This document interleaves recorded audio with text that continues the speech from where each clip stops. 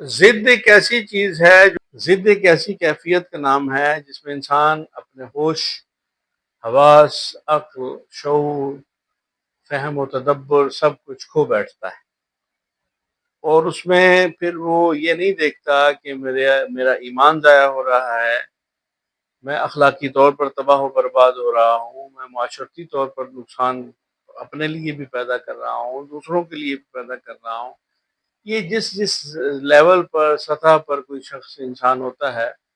وہ اسی جگہ پر اس طرح کے اس کے رویے اس کے لیے نقصان کا باعث بنتے ہیں۔ اور مثال کے طور پر ایک عالم ہے، دین کا عالم کہلانے والا ہے، وہ اگر ضد میں آ جاتا ہے، گویا کہ اس کے منہ سے اگر کوئی بات نکل گئی، کوئی بات اس نے کر دی اور اس پر نقد ہو گیا، گویا کہ لوگوں نے تنقید شروع کر دی اس کے اوپر کہ یہ کیا کہہ دیا تم نے، کیوں کہا، ایسے کیا ہے، ویسے ہے، یہ حدیث ہے، وہ حدیث ہے، تو وہ ضد میں آ کر پھر اس بات پر اور ضدی ہو جاتا ہے، ہٹ درم ہو کر ڈٹ جاتا ہے اور کہتا ہے کہ جو میں نے کہا ہے وہ صحیح ہے، اسی کو مانو، جو میں کہہ رہا ہوں میری تحقیق ہے، میں جن علماء کے پاس بیٹھتا ہوں، جن علماء کو میں پڑھتا ہوں، جن بزرگوں سے میں نے سیکھا ہے، سمجھا ہے، ان کا جو موقف ہے، ان کی امت میں، تاریخ میں، اسلام میں یہ اہمیت ہے، یہ مقام ہے، وہ مقام ہے، یہ رتبہ ہے، اس وجہ سے جو میں کہہ رہا ہوں وہ مان، وہ صحیح ہے، بس میرے مخالفت کر کے تم گویا کہ اپنے ایمان کو خراب کر رہے ہو، اپنے دین کو خراب کر رہے ہو، مجھ پر تنقید تم نہیں کر سکتے کیونکہ میں کن لوگوں کا ماننے والا ہوں، میں کن کا نام لے رہا ہوں، میں کن کیا پروردہ ہوں، وغیرہ وغیرہ۔ اسی طرح کوئی سرکاری افسر ہے، کسی دفتر میں بیٹھ کر اگر وہ اسی تعصب کا اور ضد کا مظاہرہ کرتا ہے، اپنے جو فرائض ہیں اس کی، جس سیٹ پر، کرسی پر بیٹھا ہوتا ہے، وہ ان فرائض کو پورے طور پر انجام نہیں دیتا اور اس میں ضد میں آ جاتا ہے، کوئی شخص اس سے اگر تھوڑا تکرار کر لیتا ہے، مباحثہ کرتا ہے،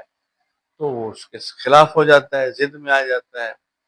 اب اسی ضد میں، اس کیفیت میں وہ پتہ نہیں کتنے لوگوں کا نقصان کرے گا۔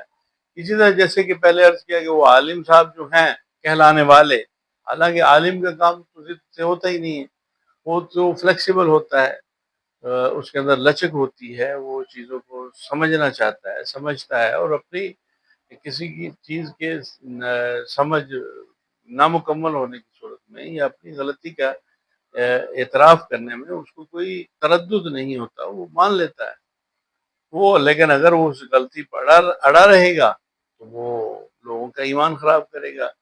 لوگوں کے عقائد خراب کرے گا، لوگوں کے نظریات خراب کرے گا، لوگوں کے اعمال پر متاثر ہوگا اس کا رویہ۔ اس طرح وہ سرکاری افسر جو ہے وہ لوگوں کا نقصان کرے گا۔ اسی طرح گھریلو طور پر اگر کوئی سربراہ ہے گھر کا، وہ کوئی ایسا ضدی بن جاتا ہے، چاہے وہ ماں ہے یا باپ ہے، تو وہ بچوں کے ساتھ ضد والا رویہ اختیار کر لیتے۔ اسی طرح کوئی بچہ جو ہے وہ ضدی ہو جاتا ہے۔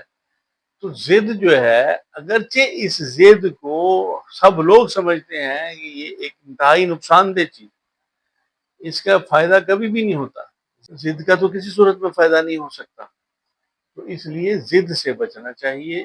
ضد کوئی اچھی بات نہیں ہے، ضد کا نقصان ہوتا ہے، اس کے بہت زیادہ سائیڈ ایفیکٹ ہوتے ہیں، اور خاص طور پر ہی کیا، عام طور پر بھی سبھی لوگوں کو اس سے بچنا چاہیے، کیونکہ یہ انسانوں کا معاشرہ ہے، ہر انسان دوسرے کے ساتھ جڑا ہوا ہے، تو کہیں نہ کہیں وہ کسی نہ کسی ضد میں آ کر دوسرے لوگوں کو مختلف طرح کا نقصان پہنچانے کا ذمہ دار بن سکتا ہے۔ اور دیندار شخص جو ہے، جو اپنے آپ کو ممبر رسول پر بیٹھا ہوا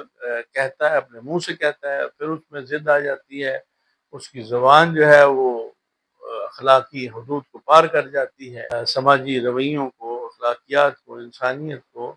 وہ سب کو تیاگ کر، پیچھے ڈال کر، اور اپنی ضد کا پرچار شروع کر دیتا ہے، ضد پر پروپیگنڈا شروع کر دیتا ہے، تو اس کے نتیجے میں معاشرے میں بد امنی اور بے سکونی پیدا ہوتی ہے، اور لوگوں کے اعمال، لوگوں کے عقائد، لوگوں کے ایمان اور ارکان، یہ سب متاثر ہوتے ہیں۔ اس لیے ضد سے بچنا چاہیے۔